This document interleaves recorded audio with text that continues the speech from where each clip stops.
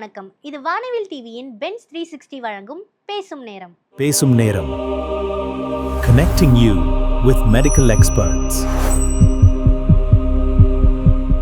நம்ம வீட்டு குழந்தைங்க தான் நம்மளோட சொத்து. அப்படிப்பட்ட குழந்தைங்களை பெத்தெடுக்கிற பெண்மணிகளோட தாய்மை காலம் அப்படிங்கிறது ஒரு தவம்.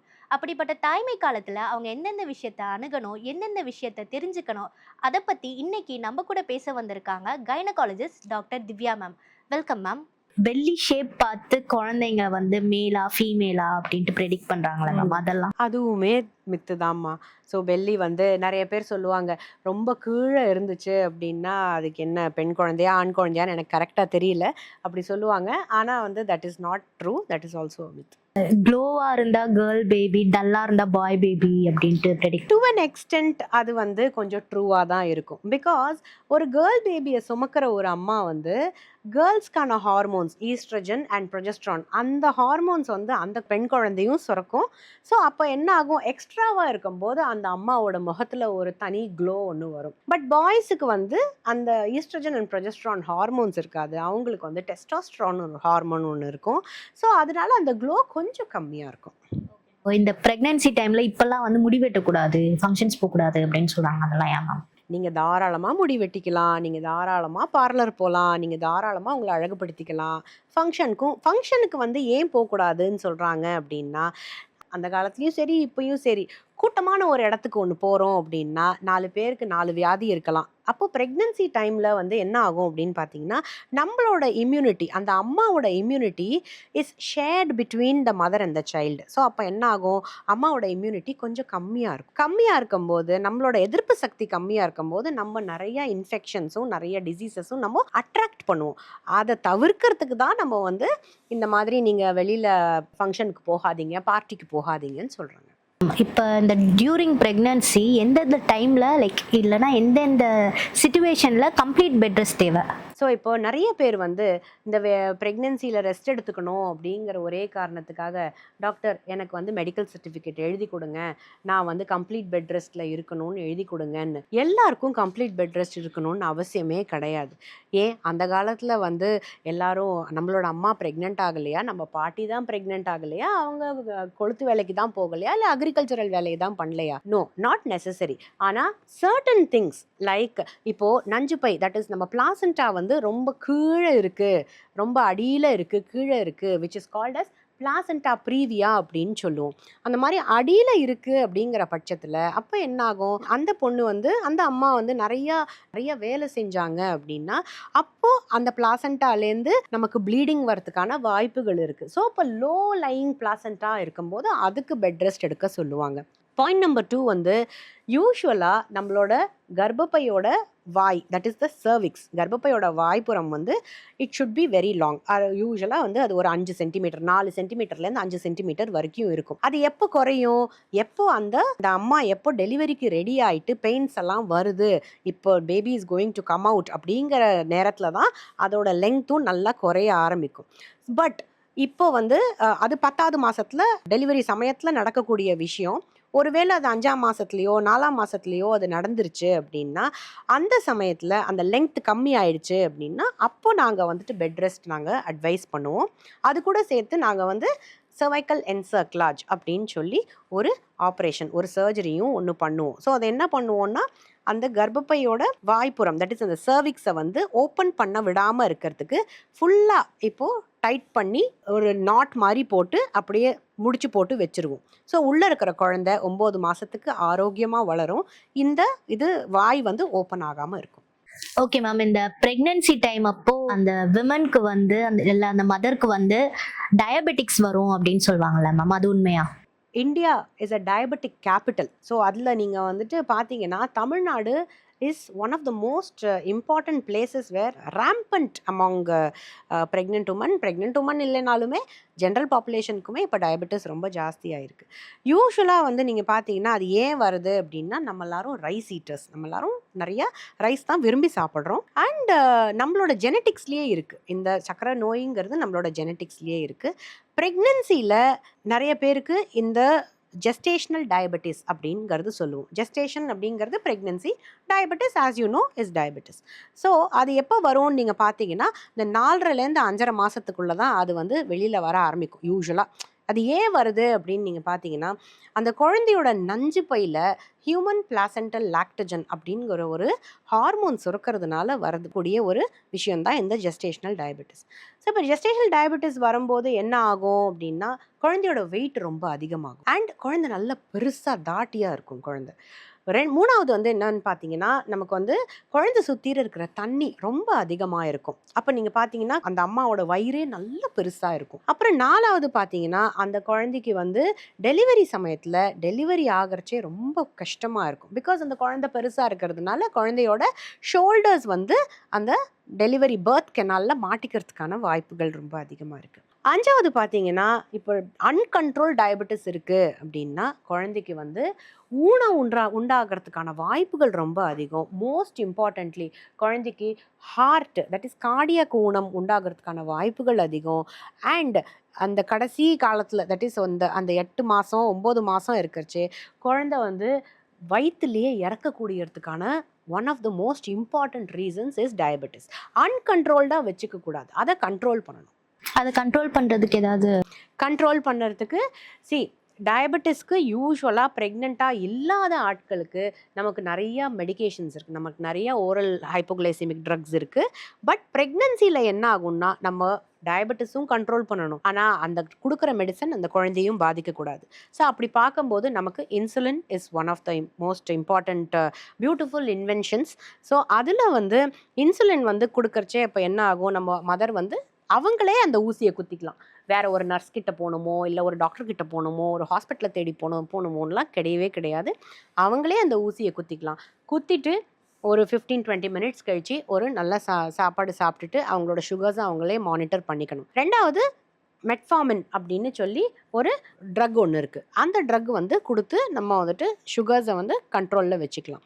3வது என்றைக்குமே நம்ம வந்துட்டு வெள்ளையாக இருக்கிற சாமானை என்றைக்குமே நம்ம வந்துட்டு தவிர்க்கணும். லைக் பால், சர்க்கரை, ரைஸ், தயிர், பன்னீர், ஆல் தீஸ் திங்ஸ் நம்ம வந்து கொஞ்சம் டயபெட்டிஸ் இருக்கிற ஆட்கள் வந்து கொஞ்சம் திட்டமாக சாப்பிடணும். ரொம்ப நிறையா நம்ம வந்து எடுத்துக்கக்கூடாது. அதுக்கு பதிலாக alternatives you can use millets எடுத்துக்கலாம், அப்புறம் கோதுமை எடுத்துக்கலாம், கோதுமை ரவா எடுத்துக்கலாம். All these things you can use. And walking exercise will definitely help the mother. Diabetes இருந்தால் இன்சுலின் எடுத்துக்கலாம்னு சொன்னீங்க. ஒருவேளை அது இல்லைன்னா அதை தாண்டி வேற என்னென்ன இன்ஜெக்ஷன் போடணும் ப்ரெக்னெண்ட்டாக இருக்க விமனுக்கு? டயபெட்டிஸ்க்கு தான் இன்சுலினை வழியே. அதை தவிர ப்ரெக்னென்சியில் வந்து நமக்கு ஒரே ஒரு வேக்சின் மட்டும் இருக்குது. அதை வந்து டெட்டனஸ் வேக்சின் அப்படிங்கிறத சொல்லுவோம். இது வந்து எல்லா ப்ரெக்னென்ட் உமனுக்கும் நம்ம வந்து போடுறோம். 2 டோஸ் போடணும். ஸோ முதல் டோஸ் வந்து யூஸ்வலாக கவர்மெண்ட்டில் இது ஃப்ரீயாக போடுறாங்க. ஸோ முதல்ல வந்து ஒரு டோஸ் வந்து ப்ரெக்னென்சி பார்த்த உடனே ஃபஸ்ட்டு 3 மாதத்தில் ஒரு டோஸ் ஒன்று போட்டுருவாங்க. 2வது டோஸு 4 to 6 வாரம் கேப்பில் போட்டுருவோம். இந்த ஹெச்பிவி இன்ஜெக்ஷன் அப்படின்னு சொல்கிறாங்க மேம் இப்போல்லாம், அது வந்து இப்போ கவர்மெண்ட்டே வந்து ஃப்ரீயாக போடுது. அதுக்கான யூஸ் என்ன மேம்? இது வந்து யூஸ்வலாகவே it's a sexually transmitted disease. So இதை நம்ம எப்போ போடணும் அப்படின்னு கேட்டிங்கன்னா ஆஸ் ஏர்லி அஸ் 9 வயசு குழந்தைங்கள்லேருந்து 15 வயசு வரைக்கும் நீங்கள் போடுறீங்க அப்படின்னா 2 டோஸ் போடணும். ஒன்று வந்து முதல்ல ஒரு டோஸ் போட்டுட்டு 2வது டோஸ் வந்து 6 மாதம் கழித்து போடணும். இப்போது 15 வயசு தாண்டியாச்சு, அச்சிச்சோ என் பொண்ணு 16 வயசு ஆயிடுச்சு 18 வயசு ஆயிடுச்சு அப்படின்னு யோசிச்சிங்கன்னா யூ ஸ்டில் ஹாவ் டைம். 16 வயசுலேருந்து 25 வயசு வரைக்கும் இப்போ நீங்கள் போடும்போது நீங்கள் வந்து 3 டோஸ் போட்டுக்கணும். ஃபஸ்ட்டு டோஸ் போட்டுட்டு 2வது டோஸ் ஆஃப்டர் 2 months, 3வது டோஸ் ஆஃப்டர் 6 months. இது கவர்மெண்ட் வந்து ஃப்ரீயாகவே கொடுக்கறது. ஏன் அப்படின்னு கேட்டிங்கன்னா நாட் ஓன்லி கேர்ள்ஸ், பாய்ஸ் கூட இந்த வேக்சின் போடணும். என்ன ப்ரிவெண்ட் பண்ணுதுன்னு கேட்டிங்கன்னா நமக்கு வந்து கர்ப்பப்பை வாய் புற்றுநோய், சர்வைக்கல் கேன்சர், லீடிங் கேன்சர் இன் விமன். ஸோ அதை வந்து நல்ல ஒரு ப்ரொடெக்ஷன் கொடுக்குது. க்ளோஸ் டு அபவுட் 96 to 97% நமக்கு அந்த ப்ரொடெக்ஷன் கொடுக்கறது. அண்ட் ஃபார் பாய்ஸுக்கு வந்து பினைல் கேன்சர்ஸ்க்கு நல்ல ப்ரொடெக்ஷன் கொடுக்கறது. So it is best if the vaccine is taken before the first sexual exposure. இப்போ அந்த ப்ரெக்னன்சி டைமில் வந்து மதரோட ஸ்லீப்பிங் பொசிஷன் அது வந்து எந்த அளவுக்கு இம்பார்ட்டண்ட்டாக இருக்கணும்? ஒரு ஸ்டேஜுக்கு மேலே தான் வயிறே வளர ஆரம்பிக்கும். ஸோ அதுக்கு முன்னாடி குப்புறப்படுத்தா எதனா ஆகுமா? யூஸ்வலாகவே எல்லா அம்மாக்களுக்கும் என்ன சொல்லுவாங்க, டாக்டர் நான் எப்படி படுத்துக்கலாம், மல்லாக்க படுத்துக்கலாமா, லெஃப்ட்டில் படுத்துக்கலாமா, ரைட்டில் படுத்துக்கலாமா, ஆஸ் யூ செட் குப்புற அப்படின்னு கேட்பாங்க. ஃபஸ்ட்டு ஒரு 3-4 மாதத்தில் நீங்கள் நேராக மல்லாக்க வந்து படுத்துக்கலாம், அது பிரச்சனை கிடையாது. அதுக்கப்புறமா ஸ்லோவாக வயிறு வளர வளர உங்களால் மல்லாக்கு படுக்கவே முடியாது. ஏன் அப்படின்னு கேட்டிங்கன்னா, அந்த குழந்தை வளர வளர உங்களோட கர்ப்பப்பை வளர வளர என்ன ஆகும், அது போய் நம்மளோட நுரையீரலை தள்ளும். இது நம்மளால் சுவாசிக்க கொஞ்சம் கஷ்டப்படுவோம். அண்ட் 2வது மோஸ்ட் இம்பார்ட்டன்ட் திங் என்னென்னா, நாங்கள் ஏன் யூஸ்வலாக நீங்கள் லெஃப்ட் பக்கம் திரும்பி படுங்கன்னு ஏன் சொல்கிறோம் அப்படின்னு கேட்டிங்கன்னா, கர்ப்பப்பை வளர வளர என்ன ஆகும், நம்மளோட கிரேட் வெசல்ஸ், தட் இஸ் நம்ம உடம்புக்கு சப்ளை பண்ணுறது ஆர்ட்ரி ஒன்று இருக்குது, வெயின் ஒன்று இருக்குது. ஒரு பெரிய ஆர்ட்ரி இருக்குது, ஒரு பெரிய வெயின் இருக்குது, நம்மளோட பிவிசி பைப் மாதிரி. ஸோ பெரிய ஆர்ட்ரி ஒன்று இருக்குது, ஒரு வெயின் ஒன்று இருக்குது. நம்ம நேராக மல்லாக்கு படுக்கும்போது அந்த குழந்தை அந்த யூட்ரஸ் வந்து போய் அந்த வெயினை அக்ளூட் பண்ணும். அப்படியே அது மேலே அப்படி சப்பையாக அப்படியே ஒரு வெயிட் மாதிரி போட்டுரும். அப்படி வெயிட் மாதிரி போட்டுருச்சுன்னா அப்போ என்ன ஆகும், குழந்தைக்கு அதுலேருந்து தானே ரத்த ஓட்டம் வருது. ஸோ அந்த ரத்த ஓட்டம் பாதிக்கும். அதனால தான் நாங்கள் சொல்கிறோம், நீங்கள் வந்துட்டு லெஃப்ட் சைடில் படுத்துக்கலாம், லெஃப்ட் இல்லைனா ரைட். ஸோ நீங்கள் லெஃப்ட் சைட் படுத்துக்கலாம், இல்லைனா ரைட் சைட் படுத்துக்கலாம். குப்புற படுக்கிறது is a no. Okay ma'am. இப்போ எங்கள் அக்கா வந்து ப்ரெக்னெண்ட்டாக இருந்த டைமில் வந்து கால் வந்து புசு புசுன்னு ஆயிடுச்சு அவங்களுக்கு. ஸோ அதுக்கு வந்து எங்கள் அம்மா பாட்டிலாம் வந்து சொரக்காய் சாப்பிடு, ஜீரா தண்ணி குடி அப்படின்னாங்க. ஸோ அது வந்து எதுக்காக ஆகுது? ப்ரெக்னென்சியில் வந்து கால் வீக்கம் ஆகிறதுங்கிறது is a normal phenomenon. So அதை வந்து 2ஆக நம்ம வந்து பிரிச்சுக்கலாம். ஒன்று வந்து நாங்கள் சொல்கிறது வந்து ஃபிசியலாஜிக்கல் எடிமா அப்படின்னு சொல்லுவோம், இன்னொன்று வந்து பெத்தலாஜிக்கல் எடிமா அப்படின்னு சொல்லுவோம். எடிமானாலே கால் வீக்கம். ஸோ இப்போ நம்ம நார்மலாக வந்து நமக்கு ப்ரெக்னென்சியில் கால் வீக்கம் வருதுங்கிறது is a natural thing. But நம்ம பேஷண்ட்ஸ் கிட்ட என்ன கேள்வி கேட்கணும் அப்படின்னா, காலையிலலாம் தூங்கி எழுந்த உடனேயே உங்களுக்கு கால் வீக்கம் ரெடியூஸ் ஆகிடுதா, நாள் போக போக தட் இஸ் ராத்திரியில் ஈவினிங் டைமில் தான் உங்களுக்கு கால் வீக்கம் ஜாஸ்தி ஆகுது அப்படின்னா that is absolutely normal. So இப்போ ப்ரெக்னென்சி டைமில் கால் வீக்கம் ஆகுது அப்படின்னா அதுக்கு வேரியஸ் ரீசன்ஸ் இருக்குது. One of the most important reasons வந்து பிபி. ஸோ அந்த மதருக்கு வந்து ஹைப்பர் டென்ஷன் இருக்குது அப்படின்னா அப்போது கால் வீக்கம் ஆறுது, புசு புசுன்னு திடீர்னு நிறைய வெயிட்டு போடுறது, ஆல் தீஸ் திங்ஸ் நடக்குது அப்படின்னா அப்போ அந்த அம்மாவுக்கு பிபி இருக்கிறதுக்கான வாய்ப்புகள் அதிகம். ஸோ அதனால் கால் வீக்கம் இருந்ததுன்னா அந்த சிம்டமை நீங்கள் புறக்கணிக்காதீங்க, உடனே உங்கள் டாக்டரை போய் பாருங்கள். இப்போ ப்ரெக்னென்சி டைமில் வந்து ஃபிசிக்கல் இன்டிமசியாக இருக்கிறது வந்து அன்சேஃப் அப்படின்னு சொல்கிறாங்க. அதுக்கான ரீசன் என்ன மேம்? ஃபிசிக்கல் இன்டிமசி வந்து ப்ரெக்னென்சியில் அன்சேஃப்னு சொல்ல மாட்டோம். பட் ஃபர்ஸ்ட் 3 monthஸில் வந்து நீங்கள் ஃபிசிக்கல் இன்டிமசி வச்சுக்கிறத வந்து நாங்கள் யூஸ்வலாக அவாய்ட் பண்ண சொல்லுவோம். பிகாஸ் ஃபர்ஸ்ட் 3 monthஸில் என்ன ஆகுது அப்படின்னா, நம்ம ஃபிசிக்கல் இன்டிமசி வைக்கும்போது அந்த மதருக்கு வந்து கொஞ்சம் ஸ்பாட்டிங் ஆர் ப்ளீடிங் ஆர் அந்த ப்ரெக்னென்சியை வந்து கொஞ்சம் டிஸ்டர்ப் பண்ணுற மாதிரி சான்சஸ் இருக்கலாம். அதனால தான் நாங்கள் வந்துட்டு ஃபர்ஸ்ட் 3 months வச்சுக்குவானான்னு சொல்லுவோம். ஆஸ் ஐ டோல்ட் யூ, அந்த செகண்ட் 3 months வந்து it's a honeymoon period. So அந்த சமயத்தில் நீங்கள் ஃபிசிக்கல் இன்டிமசி வச்சுக்கலாம், ஒன்றும் ப்ராப்ளம் கிடையாது. பட் அந்த காலத்தில் வந்து ஃபிசிக்கல் இன்டிமசி வச்சுக்கிட்டா மட்டுமே தான் நமக்கு நார்மலாக குழந்தை பிறக்கும், நார்மல் டெலிவரி ஆகும்னு சொல்கிறாங்க. அது வந்து ஃபிசிக்கல் இன்டிமசி வச்சுக்கிறதால நமக்கு நார்மல் டெலிவரி ஆகும்லாம் கிடையாது. பட் இப்போது சர்டன் கண்டிஷன்ஸ்க்கு நம்ம இந்த ஃபிசிக்கல் இன்டிமசியே வச்சுக்க கூடாதுன்னு உங்கள் டாக்டர் சொன்னாங்கன்னா டெஃபினெட்லி டோன்ட் கீப் இட். நெஞ்செரிச்சல் இருந்தால் வந்து குழந்தைக்கு வந்து முடி அதிகமாக இருக்குன்னு சொல்கிறாங்கல்ல மேம், அது? நெஞ்செரிச்சல் ப்ரெக்னென்சியில் இஸ் அப்சல்யூட்லி காமன். ஸோ அது ஏன்னா நம்மளோட ஹார்மோன்ஸ்னால நமக்கு வந்துட்டு அந்த நெஞ்செரிச்சல் நமக்கு வருது. நெஞ்செரிச்சல் அதிகமாக இருந்ததுன்னா குழந்தைக்கு முடி ஜாஸ்தி வளருது, அது பெண் குழந்தையா இருக்குது இல்லை ஆண் குழந்தையா இருக்குது அப்படிங்கிறதெல்லாம் இட்ஸ் கம்ப்ளீட் மித். இந்த டைமில் வந்து ப்ரெக்னென்ட் விமன்ஸ்க்கு அவங்களோட ஃபேமிலியோட இம்பார்ட்டன்ஸ் சப்போர்ட் எந்த அளவுக்கு இருக்கணும்?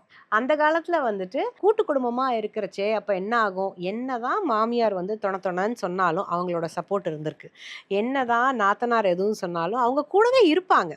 பட் இப்போ இருக்கிற இந்த நியூக்ளியர் ஃபேமிலி சுச்சுவேஷனில் நீங்கள் பார்த்தீங்கன்னா ஹஸ்பண்டும் வேலைக்கு போகிறாங்க, ஒய்ஃபும் வேலைக்கு போகிறாங்க. ஸோ நமக்கு வந்து ப்ரெக்னென்சியில் ஏன் நமக்கு நிறையா சப்போர்ட் வேணும் அப்படின்னு கேட்டிங்கன்னா, மூட் ஸ்விங்ஸ் ரொம்ப அதிகமாக இருக்கும். ப்ரெக்னென்சியில் mood swings is absolutely common. Because நம்மளோட ஹார்மோன்ஸ், நம்ம உடம்புல இருக்கிற ஹார்மோன்ஸ் வந்து நல்ல மேலே கீழே ஒரு கிராஃப் அப்படி போய்கிட்டே இருக்கும். ஸோ அப்போ என்ன ஆகும், திடீர்னு அந்த பொண்ணு பயங்கர ஹாப்பியாக இருப்பாள், திடீர்னு செம்ம சேடாக இருப்பாள், திடீர்னு வந்து அந்த அம்மாவுக்கு வந்து 12 மணிக்கும் 3 மணிக்கும் எனக்கு இந்த க்ஷணம் எனக்கு ஐஸ்கிரீம் வாங்கி கொடு, இந்த க்ஷணம் எனக்கு ஏதாவது ஒரு சாப்பாடு வாங்கி கொடு அப்படின்னு அந்த ஒரு கிரேவிங் இருக்கும். இந்த மூட் ஸ்விங்ஸை நம்ம வந்து அதை பர்சனலாக எடுத்துக்காம it is a part of a pregnancy, இது ப்ரெக்னென்சி பேக்கேஜோடு வருதுங்கிறத நம்ம வச்சுக்கிட்டோம் அப்படின்னா அப்போது அந்த பொண்ணுக்கும் நம்ம சப்போர்ட்டிவாக இருக்கணும். ப்ரெக்னென்ட் ஆனோடனே வந்து ஐயோ குழந்தை வந்துருச்சு